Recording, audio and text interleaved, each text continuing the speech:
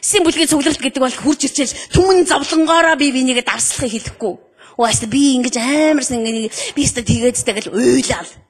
Тэгээ бүгдээрээ тэр хүний төлөө залбираал. Бүр өрөвдөөл өргөл өгөөл. Тийм биш.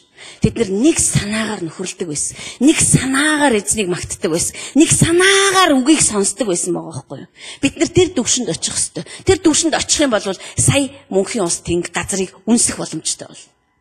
Энэ Пентекостийн өдөр ариун сүнсний маш хүчтэй ажиллагааны хамгийн анхны ажиллагаа нь энэ байсан. Тийм болохоор энэ зөвхөн ариун сүнсний баптизм хүртэхэд бол бидэнд ирдэг сүнс биш юм аа. Ариун сүнс өөрөө хурж ирэхдээ бидэнд нэг болох хүчийг өгдөг. Гал тэдний дээр гал мэт хэлүүд бий болоод хүн болгоны дээр бэжсэн гэж байгаа. Ариун сүнсний гал орж ирэхэд бидний дотор бүх гомдол, бүх хорсол тийм ээ бидний дотор одоо шатаагдах хэвээр юу байсан тэр бүгд бүр гэж шатаагдаж алгуулсан.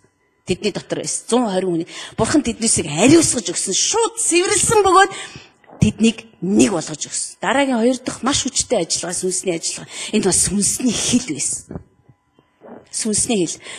2 дугаар бүлгийн 42 дээр тэд байнга элч нарын сургаалыг сонсчихсан гэж. Би түрүү ярьсан те би яриулч ярьцдаг хүн гэж. Гэтэ тэр юуроос хамаагүй байхгүй юу? Бурхан ингээд энэ сувдаас амар гоё ярьдэн ш. Айгуу гоё ярьдгийн чинь миний тухай айгуу гоё үлгэрүүд ярих байхаа гэж намайг тавиагүй.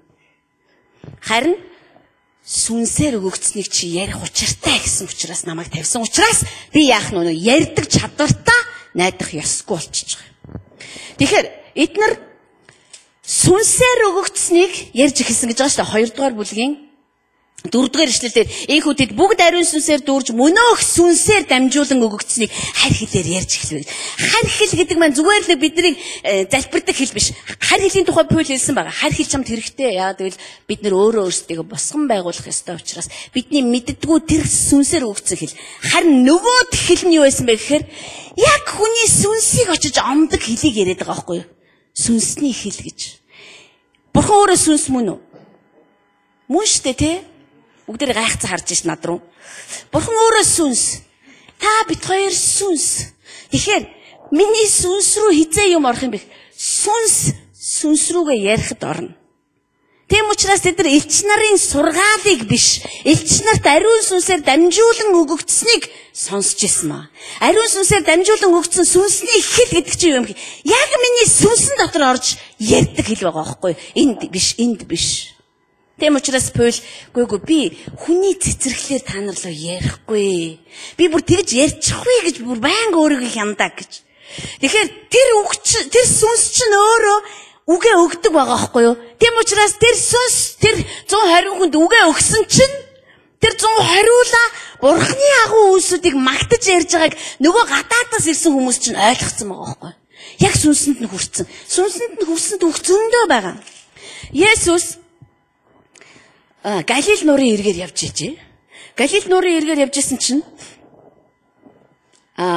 Петр өөрийнхөө дүүтэй тороос хэлбэд аартагаа бийждэг. Тэнгүүд Есүс очиод намайг даг би та нарыг хүмүүсийн загас чинь болгоно л гэсэн. Тэгээл ингээл өдөр болгон ирээл Петрийг ээрээл те гүйг айгүй ашигтай шүү дээ Петрээс тэ мөнхийн ус бол амар ашигтай маш юу чиний загасны аж ахуй гэ ятгаад байгаагүй байхгүй. Тэгэхээр тэр чинь яг сүнс рүү нь ярьцсан учраас ерөөс яг байгаа болоод онцсон. Ямар ч эргэлзээ ямар ч одоо юу тэр даруй хамаг юм хаяад Есүсийг дагцсан байгаа байхгүй тэд нар. Биднэрт ийм үг хэрэгтэй байгаа байхгүй юу? Ийм үг. Тийм бид нар энэ тэндээс өгсөн үгийг ярьж чаддаггүй учраас бид нар юм яриад байхад юу ч хураадаггүй. Бидний сүнсэнд юу ч хуримтлагддаггүй. Сүнс ерөөсөө өдөөгддөггүй. Сүнс ерөөсөө хөдөлдөг. Ерөөс үлдээ сүнстэй мүү юм уу гэдэгтээ өөрөө гайхдаг. Эсвэл миний сүнс өгсөн бах уу гэдэг. Тэгэхээр бид нар Пентекостийн өдөр өгсөн тэр агуу хүчит ажиллагааг бид нар өнөөдөр хүсэмжлэх ёстой юм. Та сүнс ариун сүнсээрээ дамжуулан Петр дээр Бурхан үнэн одоо нягхуур ажиллаж байгаа юм л да. Хашрыг нэг Корнелиус руу явуулах гээд тэгсэн чинь нөгөө ч болохоор харь үндэстэн дээр очихгүй шүү дээ. Үзэгдэл үзүүлж байгаа. Яа нөгөө ч гүү би юм бузар юм идэхгүй би бол еврей гэж чинь боо юм болж байгаа шүү дээ. Тэгээд Петр ямар ч байсан Бурхан түүнийг ятгсан учраас очсон. Би түүнийг цэвэршүүлсэн учраас чи идэ гэ. Тэгээд тэр хүмүүс тэр очдог. Тэгээ Петр эзний үгийг ярьж эхэлдэг. Тэгэл тэр гэр бүл тэр чигээр аврагдсан байгаа байхгүй.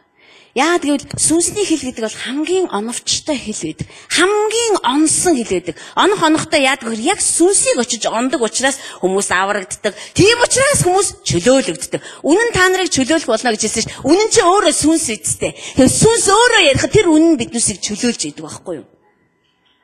Тэгэхээр бид нар яах вэ гэхээр үгүй чи очиод манай нөхөрт нэг авралын сайн мэдээ тараагаж гэхээсээ илүү би өөрөө сүнсээр дүүрэн байх юм бол би өөрөө сүнсний хилийг авах юм бол бид нар сүнсний хилийг авах хэрэгтэй байхгүй юу? Сүнсний хил гэдэг чинь зүгээр нөгөө нэг бидний бодоол байдаг үлэх домог болсон. Одоо бид нар бол харь хилийг үнэндээ дормжилж байгаа шүү дээ.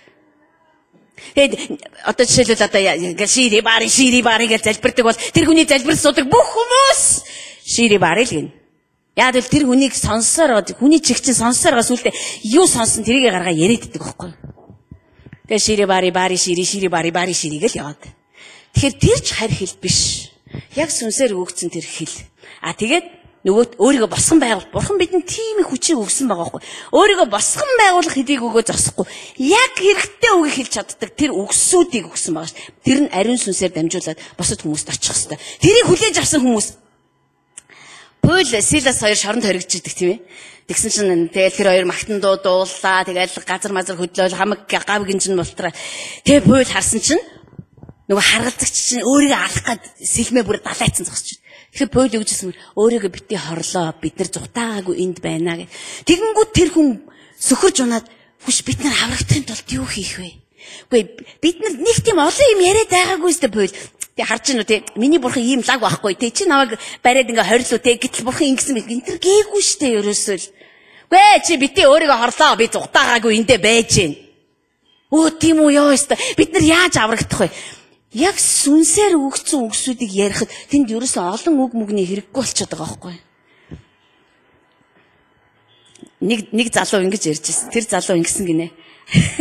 Би тэр түүхийг сонсоо бүр үнэхээр ичсэн л те. Гадаад руу манай нэг мундаг дуучинтай ниссэн гинэ. Тэр дуучин болохоор буддагийн хүн. Өөрөө болохоор Христ ч юм байхгүй юу. Тэгэл ингээд онгоцоор мэдээж удаан ниссэн шүү дээ. Энэ хүчтэй Есүсийг яриад ээж гин. Нөгөө дуучинд чинь. Тэс миний эзэн ингэдэг барьдаг гэж яриан бидтэй. Тэс нөгөө дуучин чинь ингэсэн гинэ. Харин тийм ээ тийм болно л доо би бол итгэл бишрлийг айгүй хүнддэг. Би бол өөрөө буддад итгэдэг хүн. Гэтэ би нэг юм ерөөсөө ойлгохгүй. Та нар яхаараа ийм их ярьдгийг гэсэн байгаа байхгүй юу. Нөгөөх нь 80 юм ярьсны эцэст өгч байгаа хариулт. Та нар яагаад ийм их ярьдгийг? Ямар хэрэгтэй? Одоо дэлхийг залхаахаа болид хүү зөмөрөө. Тэгэл очиод айланд унтуулахгүй тэгэл ингээд яриад шүсээ өсчүүлээд яриад хоолны нийтэд яриад. Сүнсээр өгөгдсөнийг ярих юм бол бид нар тэр бол нэр юу ч биш дээ. Юу ч биш аахгүй. Бидний хар гай юу вэ гэхээр сүнс ерөөсөө ажиллуулж мэдэхгүй. Бид нар бол тарих толгой тэгэл амны фигүрэл аюух ажиллуулна. Заримдаа бид нар тэгдэж яана бист өчигдөр тэр хүнтэй уулзаад би ерөөсөө тэгж ярьж чаддаггүй хүн байхгүй юу. Гэтэл би тэр хүнд ямар амар би өөрийгөө гайхсан шүү. За эн чинь л яг юм байгаа байхгүй. Яг л та сүнсээр өгцнийг ярьсан учраас та өөрөө хүртэл алмарж шүү. Өөрөө хүртэл гайхаж байгаа. Ямар хүчтэй юм бэ? Ямар гоё юм бэ? Миний нүд асчээсэн, тэр хүний нүд асчээсэн. Яг л сүнс чинь бидний гэрэл юм байгаа үсттэй. Үг бол өөрөө гэрэл штэ. Есүс бол үг байсан. Тэр үг чинь махан бие дотор нутгалж ирсэн. Тэр үг нь ам байсан мөгөд амин хүмүүсийн гэрэл байсан штэ. Гэрэлтдэг байхгүй юу? Түүнээс ш амар их ярих юм бол бид нар тэг нь 2-3 цагийн дараа нөгөө хүн та нар яагаад ийм их ярьдаг юм бэ гэж унтраа штэ бид нарыг. Юм гэрэлтэх нь байтугай. Библийг ингээ харах юм бол ерөөсө жишээ бол хар мянга байлээ ерөөс. Яг үгээ хэлээд тэгэл ерөөсө хүмүүс зүгээр сөхөрж унаад эзний өмнө энэ хүмүүс 120 хүн заяа бүгд янз бүрийн хэлээр одоо англиар, испаниар, одоо хятадаар, орсоор бурхны агуу үйлсүүдийг магтаж ирэх тэнд утга учиргүй чимээ шууган үсэг байгаа шүү. Хүмүүсээр гайхаад алмар хөө ямар сони энэ бурхны агуу үйлсүүдийг эдгээр миний хэлээр яриад байгаа ямар эдгээр чинь галилчууд үсттэй гэж гайхсан байгаа байхгүй юу. Тэгэхээр бурхан бидэнд сүнсээр өгөгдсөнийг ярьдаг тэр хүчийг өгсөн байгаа байхгүй. Бид нар тэрийг ажилуулах хэрэгтэй. Дахиад нөгөө гай юу вэ гэхээр бид нар сүнсийг ерөөсө тоодгүй учраас. Би дөрөвчийн сургалтын дээр хэлжээс таны дотор өгөгдсөн зүйл аягүй чухал. Бид нар дотор өгөгдсөн зүйлээрээ л юмсыг ялж чадна. Түнс гадна харагдаж байгаа юмс навшаараа иргсэн байсан ч дотор ч бүх юм окей л байх юм бол та тэрийг өрөөл ялж чадна. Би тэрэнд л найддаг. Үндэ өөр найдах юм ерөөсөө байхгүй. Хэрвээ энэ хоёр нүдээр харах юм бол бүх юм болохгүй бай. Хүш гэтэл сүнс дээшээ яваад байна гэдэг. Гэтэл миний амьдрал доошоо яваад иддэг гинэ. Юм шиг харагддаг биднэрт тийм үү? Яагаад гэвэл бид нар дандаа л нөгөө л нэг махан биеийн хүн, нөгөө л нэг төрлөх хүн шиг авирлж байгаа учраас харин бидний дотор тасралтгүй орж ирдэг тэр ашиг тусыг хизээж өөрсдийнхөө дотор борлуулж чаддаггүй, боловсруулж чаддаггүй байгаа байхгүй юу? Жишээлбэл бид нар сургалт хийж байна. Бидний сургалтыг YouTube дээр тавьж байна. Мөн тэр бүгдийг чи хийдэн штэ. Тэр зүгээр пүт гэд коноптараа тийш орчдtiin биш. Тэр YouTube дээр тавьдیں۔ Бид нар юунд итгэдэг вэ гэхээр энэ дуу хоолой аль болох хол хүрээсэ гэж итгэдэг. Зөвхөн энэ барилга дотор биш. Аль болох хол очоосаа. Хаа нэгтээ эзэн минь ээ таны хаамчлалыг хармаар биш. Эзэн минь нэг хувь тавилан гэж байдгийн байгаа эзтэй гансраа сууж байгаа хүний чихэнд очоо хүрчээсэ. Эзэн тэр дуу хоолойгоор хүмүүсийг татаасаа. Эзэн тэр дуу хоолойгоор хүмүүсийг нэг болгож зангидаж авцраасаа гэж бид нар хүсдэг учраас YouTube дээр тавьдаг байхгүй. Гадаад мадаад байх нь хамаа ахгүй. Хүн хэрэг хүсэх юм бол дахиад ороод ирнэ. Бид нар DVD-н дээр тавьдаг байсан. DVD-н дээр шараад та нарт өгдөг байсан. Бид нар тэрийгээр яах ёстой юм бэ гэхээр би танд одоо хэлж өгье. Та тэрийг ядаж өдөрт нэг удаа дахиад сонс. Дахин сонс. Бид нар яаштай хизээч ингэж хэлдэггүй байхгүй юу? Өдөр болгон танд $100 орж ирээдээ. Хаанаас ч бүү мэд. Айгуу гоё гайхамшиг боллоо гэж бодъё. Бүү мэд нэг мэдсэн чил $100 өдөрт. Цонхорч нисж ордог гэж ирсэн үү? Яадагсан мэдгүй $100 өдөр болгол орж ирээд. Хизээч бид нар аава болидхүү одоо битээдхүү яашаа айгуу хэцүү байна. Багтахгүй байна гэж хэлэхгүй дээ. Хэлэх юм уу? Би л хэлэхгүй. Би шудраг хэлье. Би хизээч хэлэхгүй. Би харин ч өнөөдөр 200 болчихдгүй байх таа гэж бодно. Тэгснэ хэсэг хугацаанд 300 өгчдгүй байх таа гэж хэлнэ. Тэгвэл бид нар өдөр болгон тэр миний дотор ашгаа хийгээсэ. Өдөр болгон миний дотор тэр үгээ хийж байгаасаа гэдгийг мэдхийн тулд бид нар яах ёстой юм? Бид нар сонсч байсан үгсүүдэд дахин сонсох хэрэгтэй. Яг л тэр үгсүүд Бурхны үг бол амьд бөгөөд итгэвтэй гэж бид нар мэднэ тийм үү? Амьд гэдэг чинь байн хөгжиж яадаг гэсэн үг. Амьд гэдэг чинь нэг уншаад болчдөг гэсэн үг биш. Тэр Монте Кристо гүн биш тэр чинь. Нэг хүн надад хэлчихсэн би нэг амар өнгөтэй болохыг хүсгээрээ Монте Кристог уншдаг гэж.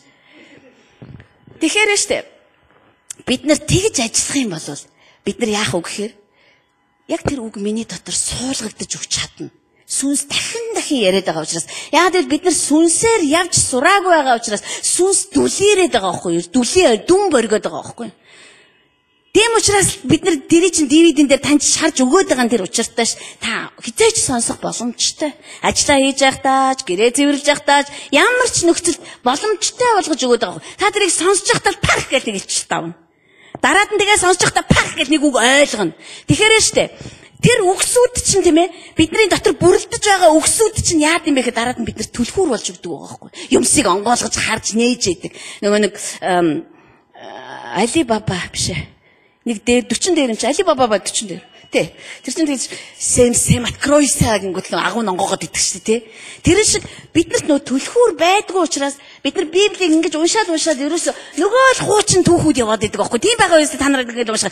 Харин тийш Есүс ингээл тэр хүнийг ингээл хараа оруулчихдээ шүү. Одоо тэгээд эндээс би юу ойлгох юм бол одоо энэ ч одоо тэгж байгаа гэж пастор хэлсэн шүү. Ингээл гацаад идэг. Харин тэрний үг амьд юм бол бид нар амьд учраас өсдөг үсттэй. Бидний хүүхдүүд амьд учраас бид нар хизээч жирэмсэлж за одоо болоо гэдгүйч тэр хүүхд чинь өсөөл идэж өдрөөр өсөөд томроод гардсан штэ. Тэгэхээр амьд үг гэдэг чинь заавал өснө. Заавал маш олон талуудтай учраас тэр бүгдийгээ бидэнд харуулна. Биднийг дижээн. Тийм учраас бид нар яах вэ гэхээр тэрний үр дүнд сая бидэнд нэг санаатай байх. Бид нар тэр сүнсээр ярьсны хин хэдий ч нэ түүнээс юм авна. Тэр хүн төдий ч нэ сүнсээр ярих хэрэгтэй болж байгаа байхгүй. Тэр хүний ярьсан үг нь бид нар тэгдэж ёо өстө яана яг надад зориулаад ярьчдсан байна гэдэг үстэй. Яа тэгвэл бурхан мэдж байгаа учраас чамд яг одоо ямар үг хэрэгтэй байгааг мэдж байгаа учраас ер нь бол бурхан мэддгийм байна лээ шүү. Бид нар болохоор тэр хүсээд идэг. Харин тэр бол бидний хүссний дагуу биш. Бидэнд хэрэгтэй байгаагийн дагуу л өгдөг байгаа байхгүй. Одоо өнөөдөр бид нар энэтэй эвлэрэх юм бол энэ бидний үхэл.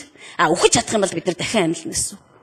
Энийг бол би сүүлийн үед аягүй ойлгож байгаа. Миний хүсэж байгаа зүйл бид нар хүсэл дотроо дэндүү шатаад ирэхээр хүсснээсээ өөр юм харахаа байж. Харин чиний хүсэл биш. Миний хүсэл.